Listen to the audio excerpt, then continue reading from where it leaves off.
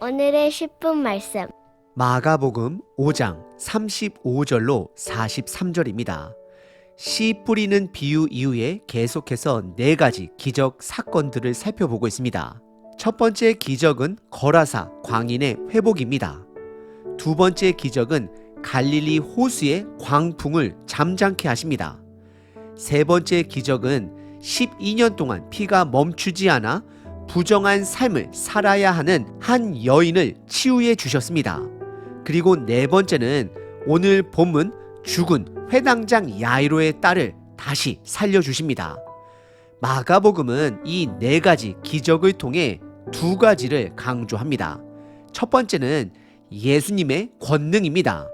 광인에게 들어간 2,000명의 군대 귀신을 쫓아내시는 그분의 권능을 드러내시고 광풍까지 자연까지 순종하게 하시는 그분의 권능, 부정한 여인의 접촉이 오히려 치유와 온전하게 하시는 그분의 권능이 드러났습니다.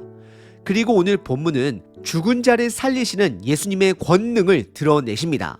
그리고 두 번째 강조점은 믿음입니다. 어떤 상황 속에서도 믿음으로 끝까지 말씀 안에 거해야 함을 강조합니다. 오늘 본문의 결론부터 말씀을 드리자면 오늘 본문에 등장하는 죽은 소녀의 아버지 회당장 야이로에게는 2가지 소리가 있습니다. 하나는 세상의 소리이고 다른 하나는 예수님의 소리가 됩니다.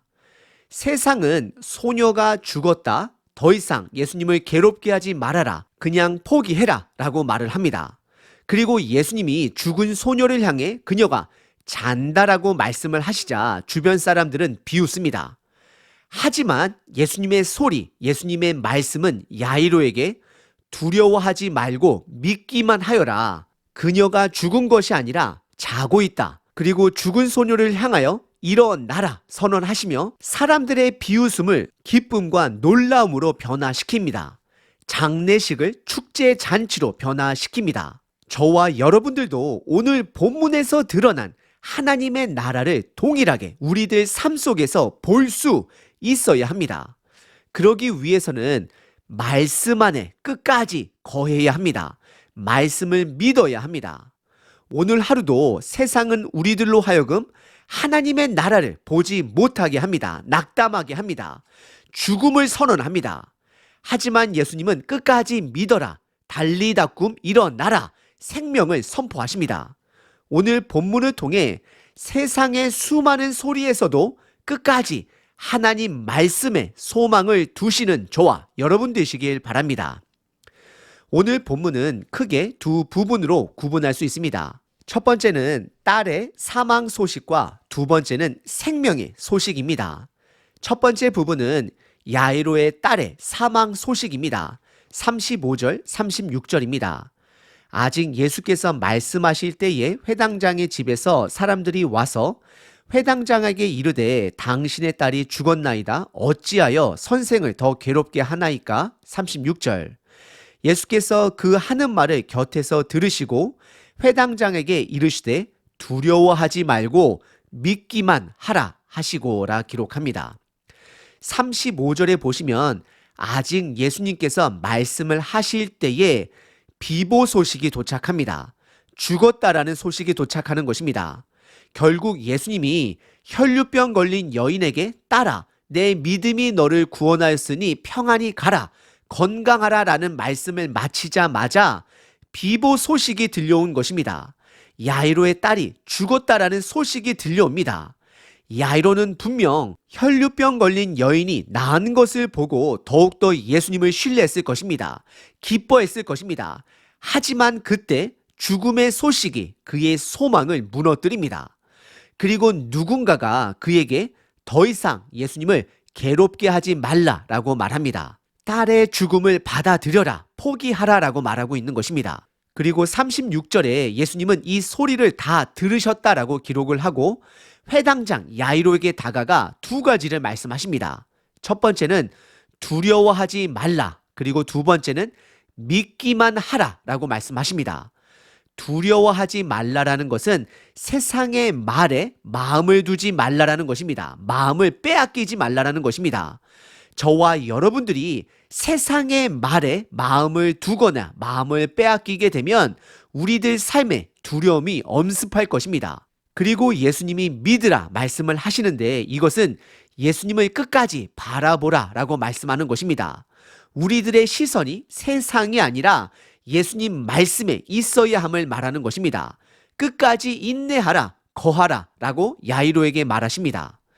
오늘 본문의 첫 번째 부분은 딸의 사망 소식입니다. 두 번째 부분은 새 생명의 소식입니다. 37절부터 43절입니다. 베드로와 야고보의 형제 요한 외에는 아무도 따라옴을 허락하지 아니하시고 38절 회당장의 집에 함께 가사 떠드는 것과 사람들이 울며 심히 통곡함을 보시고 39절 들어가서 그들에게 이르시되 너희가 어찌하여 떠들며 우느냐 이 아이가 죽은 것이 아니라 잔다 하시니 40절 그들이 비웃더라. 예수께서 그들을 다 내보신 후에 아이의 부모와 또 자기와 함께한 자들을 데리고 아이 있는 곳에 들어가사 41절 그 아이의 손을 잡고 이르시되 달리다쿰 하시니 번역하면 곧 내가 내게 말하노니 소녀야 일어나라 하심으로 42절 소녀가 곧 일어나서 걸으니 나이가 12살이라 사람들이 곧 크게 놀라고 놀라거늘 43절 예수께서 이 일을 아무도 알지 못하게 하라고 그들을 많이 경계하시고 이에 소녀에게 먹을 것을 주라 하시니라 라고 기록합니다. 37절에 예수님은 죽은 소녀가 있는 집으로 딱 3명의 제자들만 선택하여 가십니다. 베드로, 야고보, 요한입니다. 그리고 그 외에는 아무도 따라오는 것을 허락하지 않으십니다. 그리고 38절에 회당장 집에 도착했을 때는 유대인들의 전통에 따라 곡하는 자들이 있었고 이미 장례 절차가 시작되었음을 말하고 있습니다. 유대 전통에 따른 장례식에는 최소 피리 부는 사람이 한 사람이 있어야 하고 곡하는 사람을 최소 2명을 고용하여 장례식을 진행하게 됩니다. 그리고 39절에 보시면 예수님은 말씀 하나로 그 장례식을 멈추게 하십니다.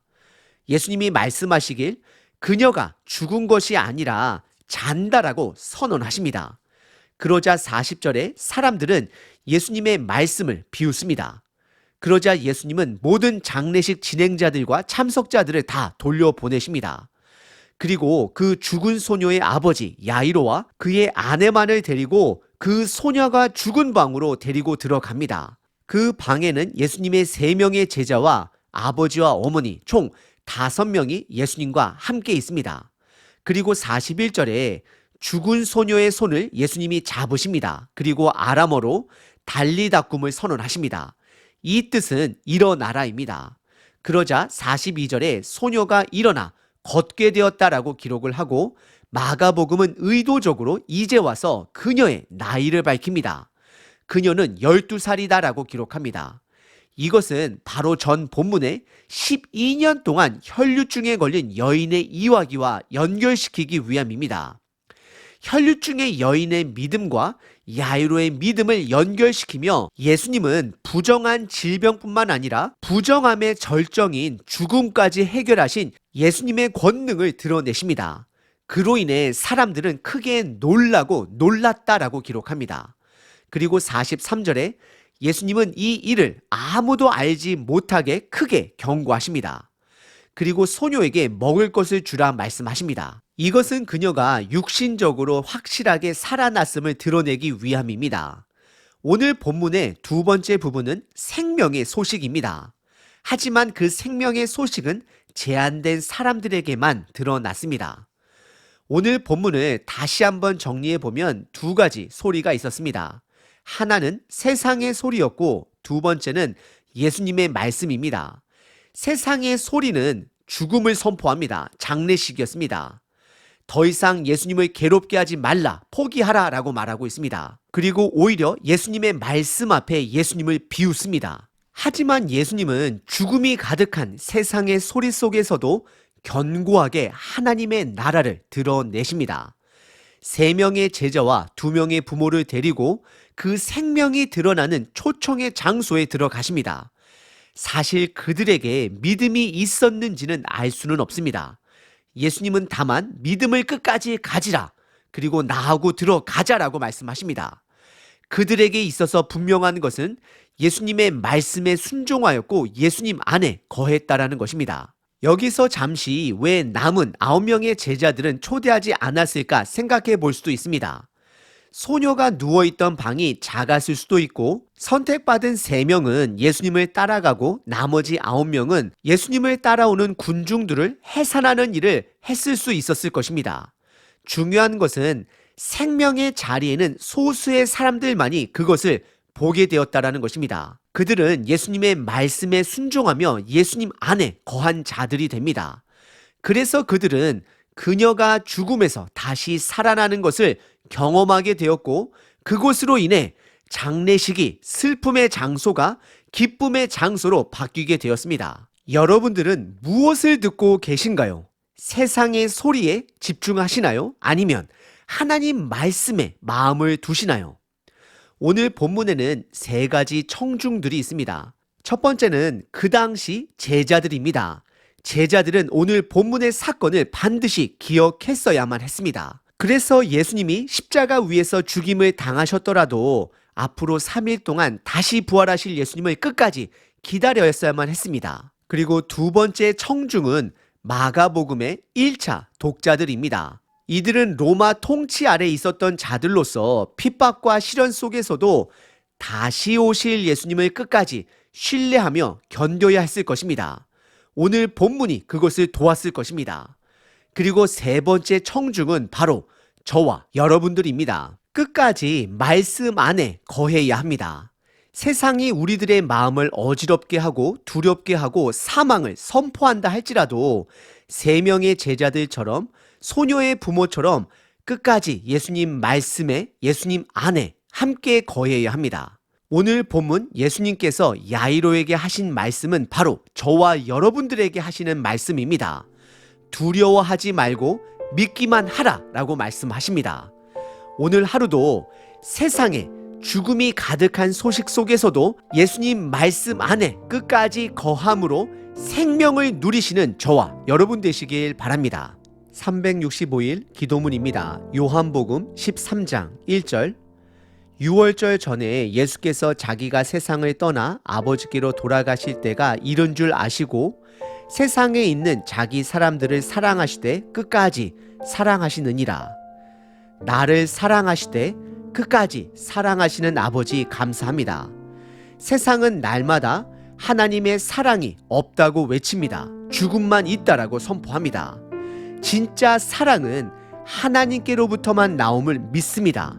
하나님의 은혜 없이는 하루도 살 수 없는 존재가 됨을 선포합니다. 하나님의 사랑으로 말씀으로 가득 차는 하루가 되게 하소서.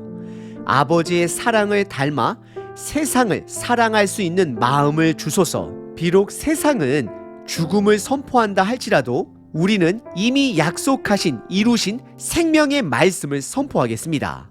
오늘 하루도 복음을 전하게 하시고 삶으로 아버지를 나타나게 하소서.